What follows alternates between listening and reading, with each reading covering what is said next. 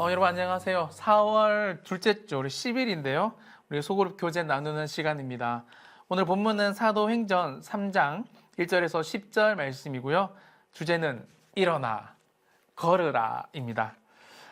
나면서 못 걷게 된 사람은 정말 절망 속에서 살았습니다. 그의 마음은 이 체념이라고 봐도 좋을 만큼의 상태였죠. 단지 오늘을 살 수 있을 만큼의 도움, 그냥 밥벌이만 하는 사람이었습니다. 그러나 하나님과의 만남은 여러분이 근본적인 문제에 주목하게 됩니다. 베드로와 요한은 그를 체념하게 만들었던 원인을 향해 나사렛 예수 그리스도의 이름을 선포합니다. 그분의 능력은 나면서 못 걷게 된 사람을 바로 그 순간에 치유해냅니다. 뿐만 아니라 오랜 절망으로부터의 자유가 선포되죠. 누구든지 예수님 안으로 들어오면 주님은 그 인생을 절대 포기하지 않습니다. 우리의 삶도 마찬가지죠. 여러분, 우리가 예수님께 나아가면, 예수님을 만나면 드디어 무너진 자리에서 일어설 수 있다는 것입니다. 오늘 이 본문 연구입니다. 첫 번째, 베드로와 요한이 성전에 들어가려 할 때 주목한 사람은 누구입니까? 2절과 4절에 나오는데요. 그들에게 구걸하던 나면서 못 걷게 된 사람이었습니다. 여러분이 나면서 못 걷게 되었다는 것은 후천적이 아니라 선천적인 장애를 의미합니다. 히브리어로 제가 직역해 보면요, 그의 어머니의 배에서부터 안진뱅이인 어떤 자라고 말할 수 있습니다.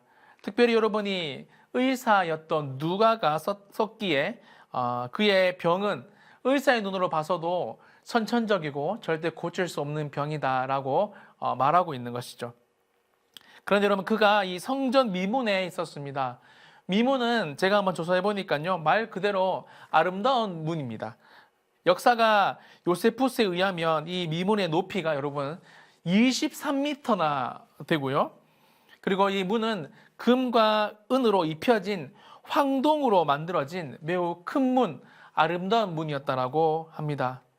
그런데 여러분, 여기에 매우 상반되는 이 아름다운 문, 거대한 문과 상반되는 매우 초라한 한 사람이, 선천적인 장애를 가진 사람이 문 앞에 있었다라는 것입니다. 두 번째, 베드로가 나면서 못 걷게 된 사람에게 준 것은 무엇입니까? 6절에 나와 있죠. 예수님의 이름으로 일어나 걸으라는 명령이었습니다. 여러분, 베드로는 그에게 이렇게 말했습니다. 은과 금은 내게 없거니와.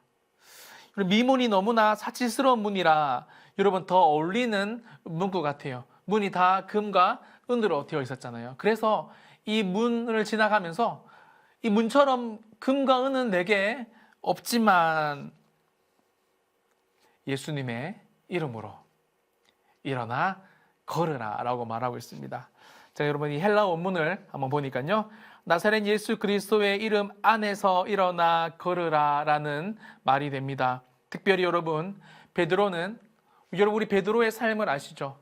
그토록 그가 십자가 앞에서도 부끄러워했던 예수님의 이름을 이 나사렛이란 더 부끄러운 여러분 지명을 쓰면서까지도 여러분이 나면서 안진뱅이 된 사람을 여러분 일으켰다라는 겁니다. 다시 말하면 베드로는 더 이상 이 예수님의 이름, 나사렛이란 지명도 전혀 부끄러워하지 않는 사람이 되었던 것입니다.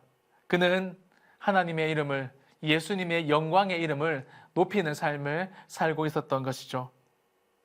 그래서 이 베드로는 그 능력의 이름을 나면서 못 걷게 된 사람에게 준 것입니다.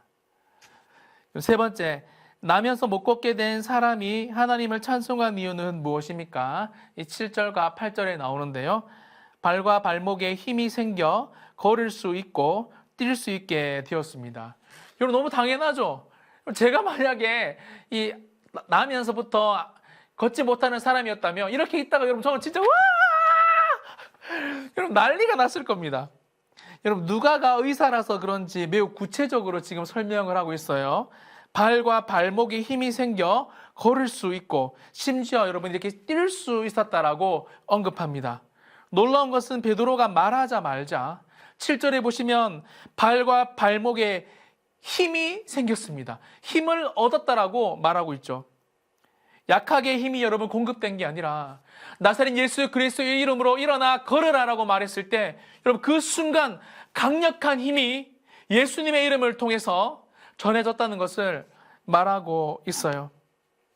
여러분 그만큼 우리 예수님의 이름, 이 예수님의 이름에 능력이 있음을 여러분 꼭 기억하시고 특별히 이 이름을 부끄러워하는 것이 아니라 수많은 우리의 사람들에게 이렇게 선천적인 장애를 가진 사람들에게도 전할 수 있는 저와 여러분이 되었으면 좋겠습니다. 말씀을 마무리하면서요. 요한복음 14장 21절에 보면 하나님을 사랑하는 자는 나도 그를 사랑하여 그에게 나를 나타내리라라고 말씀하고 있습니다.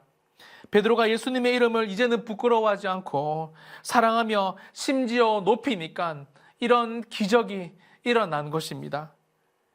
여러분 이번 한 주간 우리가 이 소그룹을 하면서 특별히 예수님의 이름을 사랑했으면 좋겠습니다. 부끄러워서 늘 뒤에 두고 늘 어두운 데 두었던 예수님의 이름을 꺼내서 나 예수님을 사랑하는 사람이야, 나 예수님의 이름을 믿어 라고 여러분이 예수님의 이름의 능력을 경험하는 복된 한 주, 이 벚꽃 때문에 행복한 한 주가 아니라 예수님의 이름 때문에 행복한 한 주가 되었으면 좋겠습니다. 감사합니다.